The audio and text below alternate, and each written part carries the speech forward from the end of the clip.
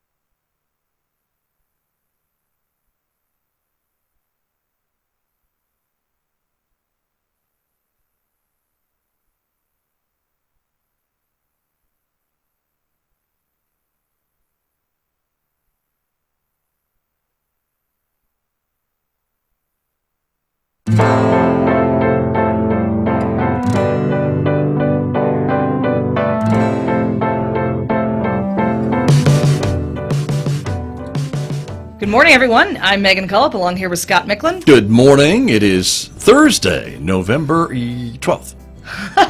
November 12th. Everyone. Yes. Week 35? Oh. Isn't that where we are? I think so. I think so. Calendar check. Paging our audience member check. Who does the calendar check. Yes. Thank you. It'll appear on the screen soon. It will. But yeah, I think 35. We think 35. Yeah. Yeah. So anyway, welcome everybody. Yeah. We're glad that you're with us. Yes. Our COVID-19 community information program from KSJE. And today we're going to be talking about a couple of things. One is real estate in the time of COVID. I'm super excited about that. Right. So we're going to get a guest from Keller-Williams calling in. Barry Digman, who everyone probably knows. Local. He's a local small town hero. Definitely. That Barry Digman. He is. Yeah. And so has a lot of connections. Yes, he's like a historian too. I don't know if you ever talked to him about that, but yeah. I see his posts all the time, and I love them because, they're great. Anyways. They're super helpful. So he's going to be joining us in a moment, and then we're going to talk to our doctor guests, who friends of the show. Friends of the show. Dr. Philpott, Dr. Greenberg, about this vaccine news that we talked about a little bit on Monday. Yeah. So anyway, that's give us the inside scoop. Yeah. So that's what's coming up. Yeah. So there you go. But we can get started by talking about some other stuff first, right? Some other stuff. Let's do it. Like testing and numbers and things along that line. There we go. Yes, Vicki Holmston is our calendar checker. So she is. She gets a shout out on Facebook today. Yes. Anyway, let's take a look at the testing numbers for the dates and times for next week and this week. Tomorrow, happening here at San Juan College. That's the screen in red, the line in red there, from 8 a.m. to 9:30 a.m. Friday, November 13th. Then next week, again, we have a couple of sessions on Monday, November 16th here at San Juan College, 8 a.m. to 9:30 a.m. And again on Monday, 3 p.m. to 4:30 p.m. Wednesday, 8 a.m. to 9:30 a.m. Thursday, a new Thursday date. We haven't had a Thursday in a while, right? November 19th, 3 p.m. to 4:30 p.m. in the afternoon.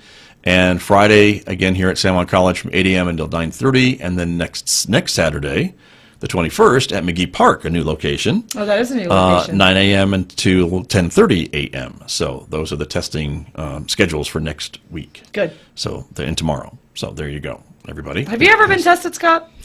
I have not yet been tested. I probably should. Let's do it. Yeah. What do you mean? I don't know. I've been tested a few times. Yeah, I know you have. Well, just pull up in line. You could be behind me. I could. Yeah. There you go. It's time for you to experience what the people experience, Scott. Mm-hmm.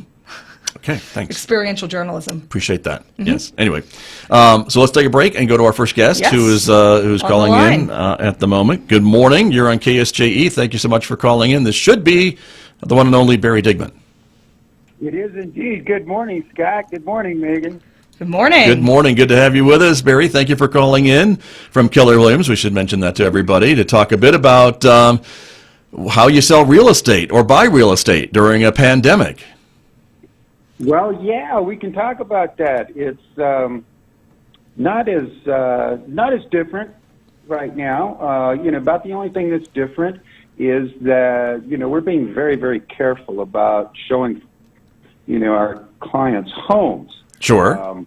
We're taking every precaution. We're gloved up. We're masked up. We are we're sanitizing with Clorox wipes and all of that kind of stuff. So that's a big difference right now in real estate. As far as sales and everything, you guys want to know about that? Yes. We do want to know about that. Well, I know that you know all about it, and that's why you're here. And you share that a lot of times, I know, on Facebook and social media. So I think folks would be interested to learn about the San Juan County real estate market. How are we doing? Well, I am impressed, honestly. You would think, given our economic issues here in the San Juan Basin and COVID and all of those other things, that it would be a train wreck, and it's not.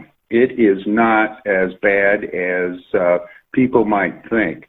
Let me just tell you what's happened here in the last 30 days. Okay. We keep pretty close statistics on sales, of course. So total active, and I'm just talking the 30-day period this year compared to last year. Those are down about a third. Okay, and the new listings, those are the homes that have come on the market within that period. They're flat. They're about the same as they were. The number under contract, those have dropped considerably. They're down about 40% for that 30-day period there. But the numbers sold, okay, and those are the ones where somebody walked away from the closing table with a shiny new set of keys.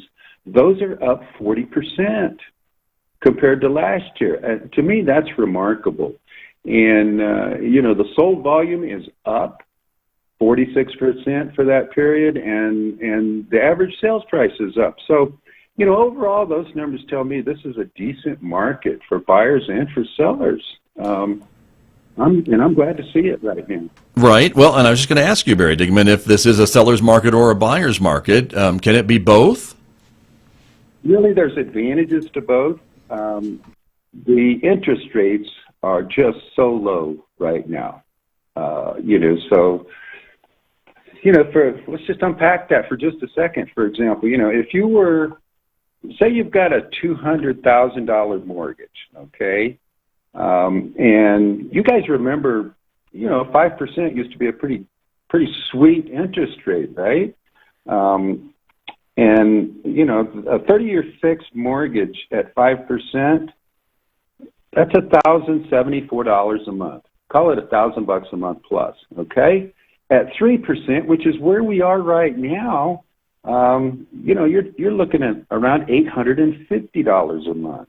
That's a 20% reduction. So for buyers, it's really nice. Okay, you can afford more home for the same monthly dollar, and that's a good thing. For sellers, inventory right now is just really low. It leans toward a seller's market in that respect, Scott. Not as much inventory. In fact, we're probably half of what we were at this time last year. There's only 347 homes on the market in San Juan County right now. That's the whole county. So, yeah. Yeah, I'm thoroughly surprised actually by this news, because we hear a lot of comparisons to the Great Recession right now when it comes to how we're doing economically, But of course, the Great Recession had a lot to do with home buying, so it's a little different this time. Scott and I talked on Monday about the statistic of 14 million Americans now deciding to move because their work has gone online, and I know that you've been really passionate about trying to get folks to move to this area because of this new changing wave of internet work situation. So maybe you could talk a bit about your role in advocating for that. Well, I belong to a kind of a subcommittee with the Farmington Chamber of Commerce, and it's called Retire Northwest New Mexico. And what we're trying to do is get folks, who are, they've spent their careers in, a community somewhere else, big city, and now they're retired and they are looking for an active, outdoor lifestyle, and what better place than Farmington, New Mexico for that? So that's what that's about is we're advertising, we're advocating, and we want to attract those retirees to the Four Corners area. The state of New Mexico also has a program running to try to attract people back to New Mexico. And personally, I've been successful at having buyers who are they fit that category precisely. They're looking to come back to Farmington. They grew up here. They know what a neat community we've got here. All the attractive stuff to do. So they're headed back, and I'm glad to see it. That's awesome, Barry Digman. And talk a little bit about maybe folks who maybe aren't ready to retire, but we're hearing a lot, as Megan mentioned, about these location-neutral workers who can maybe work from anywhere if they have connection to the internet. Are we seeing any of that? I mean, who are these folks that are buying all these houses you're talking about? Are they coming in from out of town, or are they just coming back from college, or what do we know about these home buyers? It's across the board. It is people who, and we you guys have seen that stuff on social media about, hey, it's, you've been at home with the family for 6 months. It's time for a bigger house, right? So we see some of that. People are ready to move up. They're ready to make a change within the community. Sell their home and move into a larger home as their family grows. We're also seeing the ones who, not quite as much as other places like, Idaho and some places like that are, they're really seeing that influx from Silicon Valley, places where, for one, real estate is just so expensive there, but also it's not the most pleasant place to live if you're going to be at home. So, we see some of that coming in. I showed homes, but even before COVID, to some folks, and I always ask what they do, where they're from, all of those kinds of questions. And he said, well, I work for Amazon. And I said, really? Remote worker for Amazon? And I said, well, do we have the appropriate internet connection here? Are we fast enough? And he said, you'd be amazed. You guys are great. You've got great internet. And I was happy to hear that. So, yeah, we will see more of that, but we really need to get the word out because obviously nobody, we're not up top of mind nationally, and we need to be. People need to know about us, and we're working to make that happen. Yeah, absolutely. I'm actually surprised about the internet remark as well. So our last question for you is, are home offices a big sell these days? Well, yeah, everybody wants office space. I haven't had a buyer yet that hasn't said, I want 3 bedrooms and office, or 2 bedrooms and office space. So yes, that is at the top of the list right now. Lots of remote working. Lots of folks have discovered it's a great place to live and to work. So yes, we are seeing a demand for homes that have a space like a 3rd bedroom or a 4th bedroom that can be converted, or one that is built specifically as an office. You guys know the drill about, a bedroom has to have, like a window and a closet to be called a bedroom, but not so with an office. So yeah, we're seeing that. Very good. Well, I, for one, am super relieved that the housing market has not just crashed and burned. It's actually a really, I think, positive, optimistic sign that we can recover from this mess. And so, Barry, thank you so much for joining us this morning. Well, I'm glad to do it anytime. Anybody got any questions? I'm happy to drill down and help anybody out. You don't even have to be a client or a customer. If you've got questions about our local real estate market, give me a call and we'll talk about it. I'm not going to sit down and have donuts right now, okay? Right. There you go. Or if you have a question about Farmington, growing up in Farmington, I think you have some stories about that too. I've got some great stories, some that will remain untold, okay? Until the next time, Barry Digman. Hey, shout out to you guys. You're doing a great job. I appreciate so much what KSJE does for the community. Well, thank you for that. We appreciate you and all you do as well, Barry. Thanks for coming on. As Megan said, we appreciate it. You bet. Let's listen to those talks now. All righty. Very good. Stay safe. That's Barry Digman. He is with Keller-Williams Real Estate here in San Juan County, and we appreciate that. And so yeah, I think we're surprised. Like the market's as healthy as it appears to be. Yeah, I mean, real estate, I breathed a sigh of relief over here. Right. We need all the optimistic because of all of your real estate holdings. I can see why you're calmer now, knowing that your investments are well placed. It is well known, Scott, that the housing market is a helpful tool for gauging where we are economically as a country. Thank you. Yeah. Okay. Jeez. I know, but sometimes no, I didn't. But sometimes our market is a little different from the national market, and that's I think why it's always good to talk to local people because you can see these national numbers and everyone says, oh, housing's great, but what does it mean locally? Because we know San Juan County is a little different economy than the country as a whole. Yeah, it's a little more bust and boom over here. Yeah. So anyway, we know that the housing market is more of a boom than a bust at the moment. So we could take all the booms instead of the busts these days. There you go. So. That's right. Anyway, so numbers. We'll go back to the numbers, right, and talk a little bit about where we are at the moment. And we just talked a little bit about testing, and so we'll talk about the Johns Hopkins numbers that I know you follow, like that, right there, like a hawk. There they are. Okay. So U.S. confirmed cases are now at 10,403,737. U.S. confirmed deaths are now at 241,809. Right. So that's where we are. 9/11 a day. We're still seeing almost record cases, right, coming in across the country. Yeah. And so that's where we are. We are still ahead of, again, India, Brazil, and France are the next major countries that have the large amount of cases like we do. But again, we are leading the pack. And you can see that other graph in the lower right corner about how that curve is heading back up. Yeah. And it is not flattened The yet. eastern side of the United States is really, Florida is almost entirely red. Right.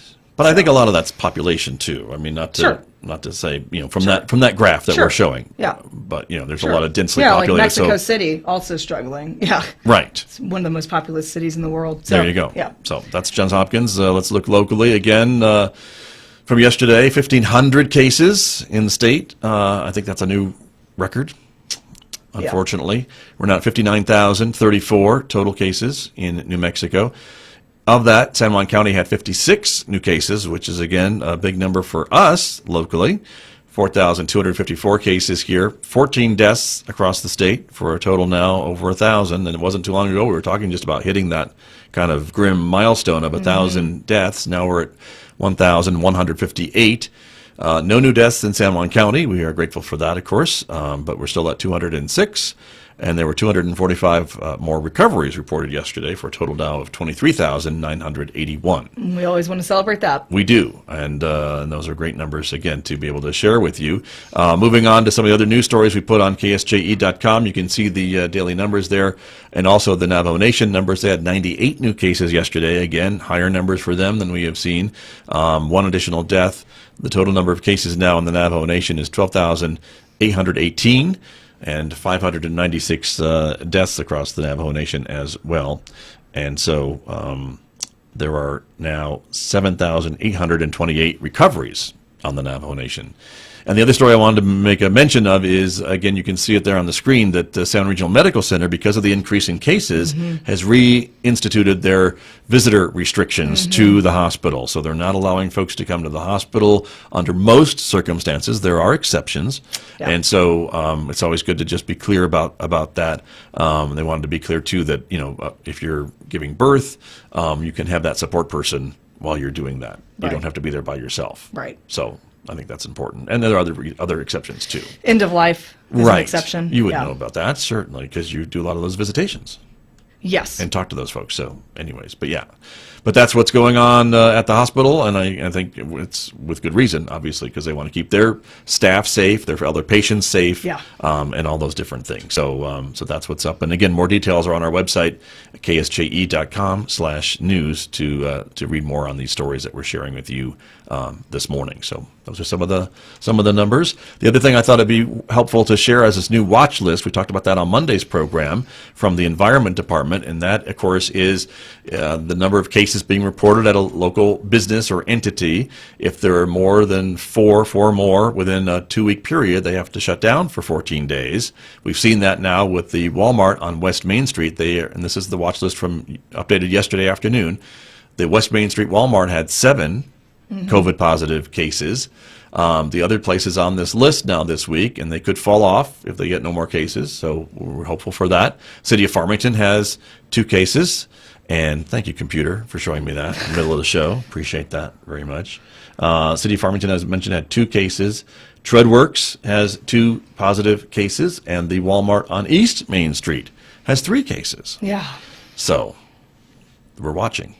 We are watching. And so is the state. The watch list is watching. Yes. But I share that just to, again, of transparency. I think the state should be commended for being transparent and sharing these numbers with the audience and with the residents of the state. But I think, too, a lot of folks are saying, oh, my gosh, we're going to get shut down again. We're going back into lockdown. And I think this is maybe a way to avoid locking everything down and being more specific, right? So if you've got a problem at one particular business, we lock them down. We close them so it doesn't spread from that area instead of locking down the whole county or the whole state or whatever. And I think that's maybe a better solution, although I'm not a politician, I'm not a policy person, but I think it's a better solution than locking down or putting restrictions across even San Juan County or even the whole state again, if you can just pinpoint some of these locations. And they're doing this in San Juan County and every county in the state, this watch list. So there's my 2 cents. That's good.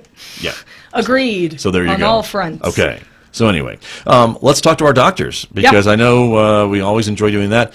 This news about the vaccine, we talked about that on Monday as well. Pfizer saying that their vaccine, their trials, it came back at 90% efficacy, and so that was, everybody's pretty amazed about that. Yeah, and it would be groundbreaking technology. It's the only vaccine to use the mRNA style. Right. So it's just also a huge technological advance that should be celebrated. And quick and fast. I mean, that's the quickest vaccine development ever. So yeah, makes you wonder why the FDA takes so long usually. Well, let's give a listen to our doctors and hear what they have to say. Here we go.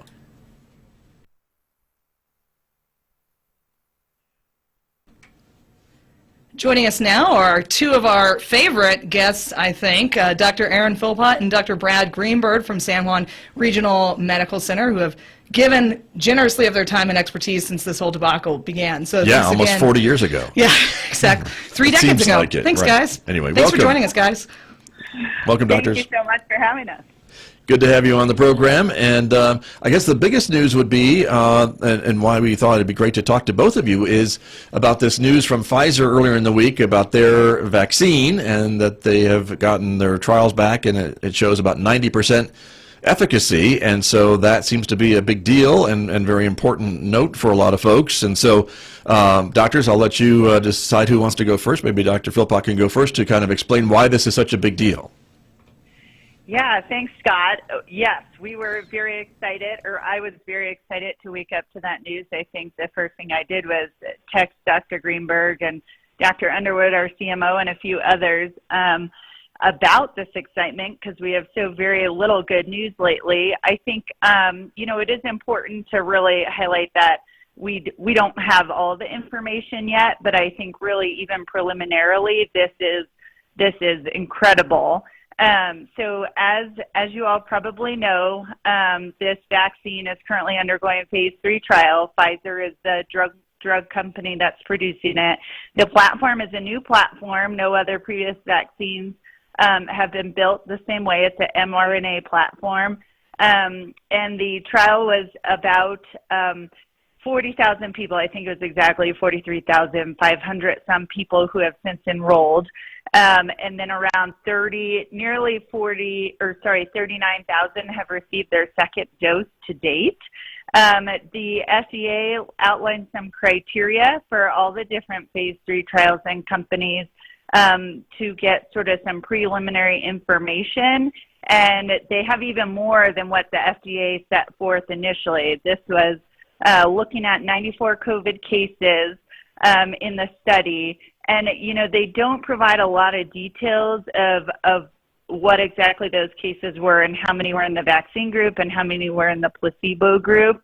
But we figure based on that number of cases, there's probably 9 or fewer who have actually been infected with COVID in the vaccine group, given they're reporting this 90% efficacy. So really, it's great news. The FDA said at least 50% efficacy, and childhood vaccine. I mean, this is even if it's not quite 90, the fact that we're just seeing this preliminarily is really promising. We still don't have any data on severe illness or death, so we'll look out for that. But I think the safety profile is looking very promising as far as what we have to date. So more to come soon, hopefully, but it's looking good. Very good. Dr. Greenberg, and I would assume you feel the same way? Well, I think that this is really kind of an interesting moment.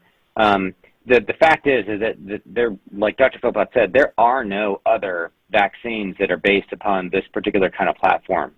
So it is exciting. I mean, there are some potential advantages to this platform from a safety perspective.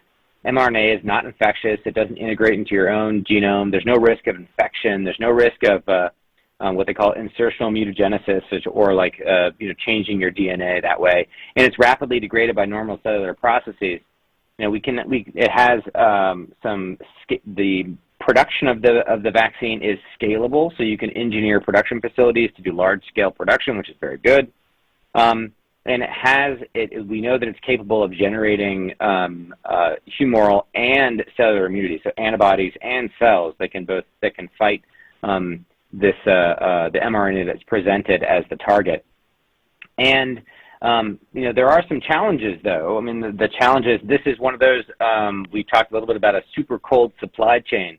This is the vaccine does require storage at like negative 70 degrees Celsius. It does have a period of time after which it can be thawed, in which it has to be used. And we're working really hard on trying to make sure that we, in the Four Corners region, are actually able to receive the vaccine and then be able to distribute it effectively. So we're just this is a wait and see. I'm really glad to see from a safety perspective. There's tens of thousands of people that have already received this, and we will have to follow this very closely. I agree, very promising. And I think it made everyone sort of happy and a little bit relieved. But again, we have to make sure that we all remember that these vaccines, they're new. And so let's not think of each or every one of these as a panacea. Let's take the good news, let's move forward with it, but let's also not take our eyes off of the current challenge and the obligations we have to try to mitigate the disease. And again, this is a flashback to the spring, but we need to flatten the curve. Right. And so what you're also saying is it's time for us to buy stock in dry ice now. Buyer's market. Yes. Okay. If there's such a thing as stock and dry ice. I don't know, but I'm going to research it now. Now it's an investment show. Now, okay, thanks, Megan. Sorry. Okay. Anyway, getting back to seriousness. So let's dream big and assume that this pans out and that this is a vaccine that we can use. How do you roll these things out, and how many people have to get vaccinated before herd immunity takes effect? How long does that usually happen after a new vaccine comes out? Can you guys speak to that? Yeah, so I think I believe it's the FDA there. I've looked at this, but it's not coming to my mind right away. Maybe Dr. Greenberg can fill in around this. But there's different phases that have been set up, basically targeting the different populations on how it will be rolled out. Given it's a series of vaccines, most of these are the Pfizer as well as the Moderna anyway, which are both mRNA platforms. And they are 21 days from the first vaccine for Pfizer and then 28 for the Moderna.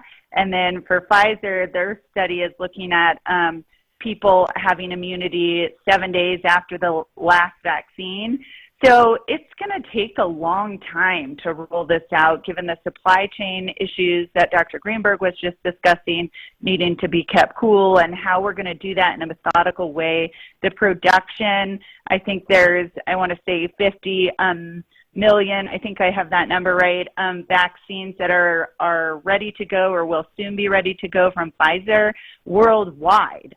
So you can imagine how long it's going to take to really vaccinate our population based on the series and based on the supply chain and many, many other factors.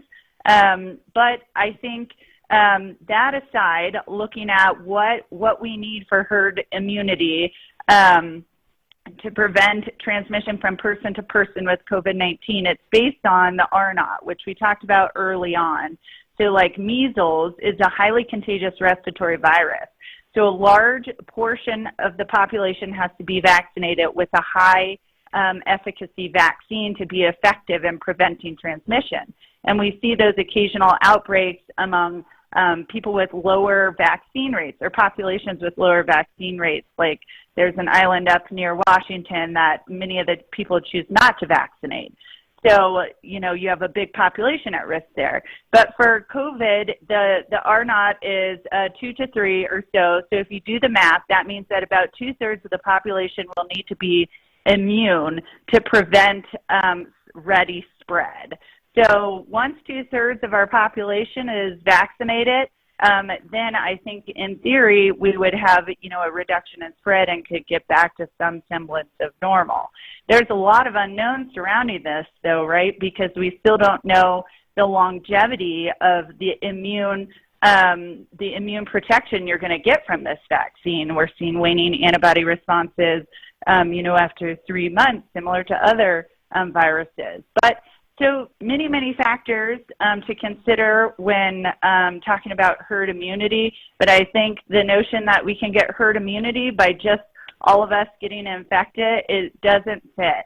So the vaccine is going to get us where we need to, hopefully will get us where we need to go as far as getting us back to normal in the future. Anything else on that, Dr. Greenberg? Well, I think that there actually is a pretty great article published just less than a week ago in The Lancet about the challenges about creating herd immunity for COVID-19 and considerations about what happens with mass vaccination. So a lot of the things that you touched on really are just it. Like if you were to have like the perfect vaccine, 100% efficacy, which gives lifelong protection, you need you still need roughly 2/3 to get the immunity. Now, if you add in variability, like the vaccine's 50% efficacious, or the immune response that's created doesn't last as long, then everything becomes much more convoluted. So, the idea that what we like to do is we like to create herd immunity, but it does look like even in the best possible scenario, when you're looking at the timeline and the logistics associated with it, you're looking at 12 to 24 months, even the best case scenario, to achieve some degree of herd immunity, so to speak, in the sense that we refer to herd immunity for vaccination campaigns. I agree strongly the idea that we're going to achieve herd immunity through infection, especially with variations in immune response and whatnot, is really not something that lends itself very well to public policy. I think using this tool that we have, hopefully, and it works really well with this vaccine, we need to give it some time. We have considerable logistic challenges. Some folks have referred to the first challenge, the first Manhattan project of basically getting the vaccine invented, efficacious, and tested. Folks have also referred to an entirely second Manhattan project, which is simply the distribution and provision of the vaccine to the entire population. It's sort of that complicated. It is very challenging to figure out how to do it, very challenging, and there's some ethical challenges about who gets it and how fast those folks get it. And there are folks working on all of these different elements of this specific contingency. And we would like to do it as fast as possible, but this is a many months to years proposition to really achieve this herd immunity, even with satisfactory distribution and a good efficacious vaccine. Great. Thank you guys for providing so much insight and info to us. And speaking of articles and insight and info, Dr. Philpott, you wrote a pretty poignant piece. Scott and I both read it, and we both enjoyed it. And we know it's your opinion and not representative of the hospital necessarily, but if you could speak more about that on air, we'd love to hear you. Sure. Yeah. Thanks so much, Scott and Megan. I appreciate that. It is something that I wrote, and I've written periodically throughout the whole pandemic about just different experiences and feelings.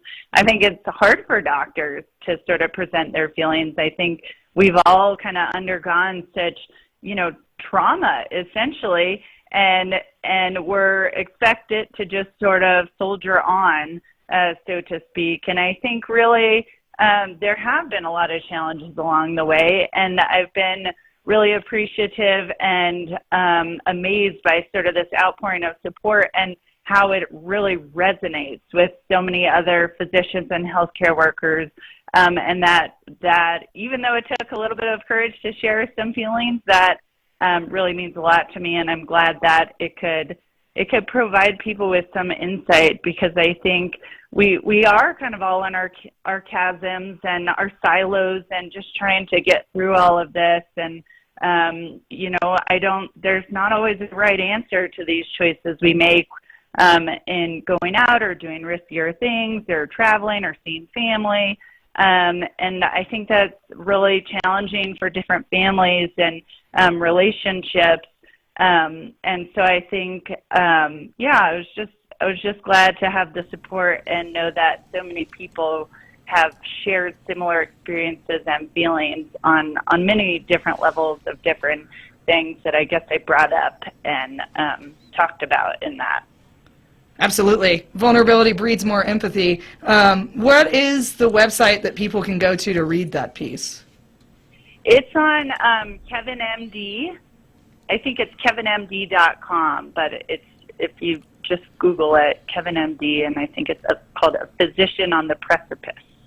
Right. Very good. Well, and thank you for, again, reminding all of us about the humanity that exists with our frontline folks in the medical field who are dealing with these things each and every day.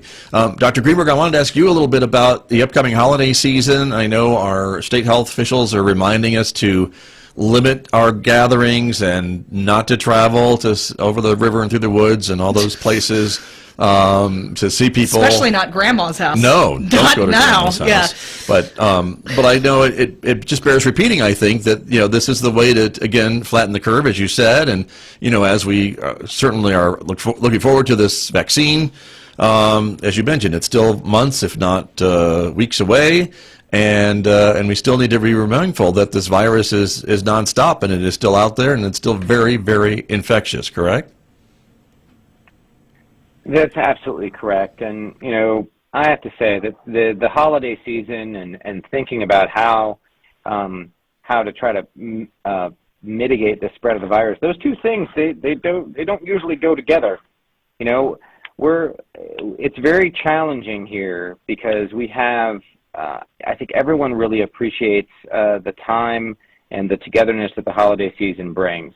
Lots of opportunity for folks to travel and to usually, on a normal year, spend lots of time with friends and family.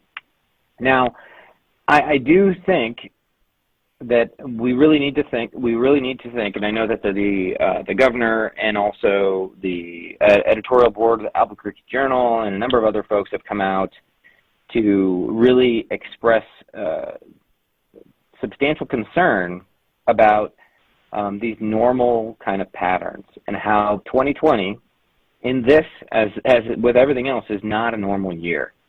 And I think that there really are attendant risks. We see them all the time when we do reviews of travel and case investigations of small family gatherings being a particularly challenging but very frequent area of infection and transmission of COVID-19.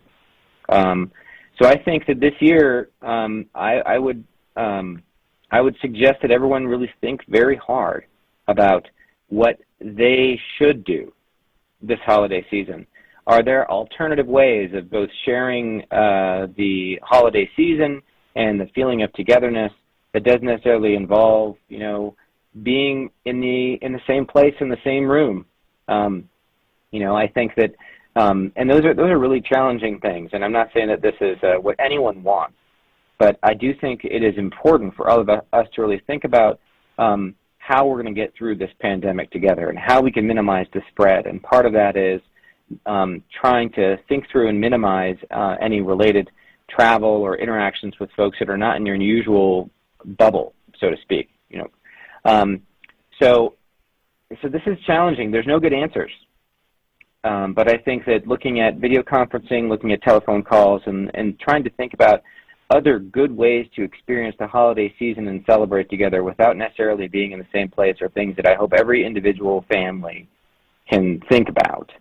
And just understand that, we're all in this together. And, if we, we really have an obligation, each of us, to think about that, to try to minimize the spread of COVID-19.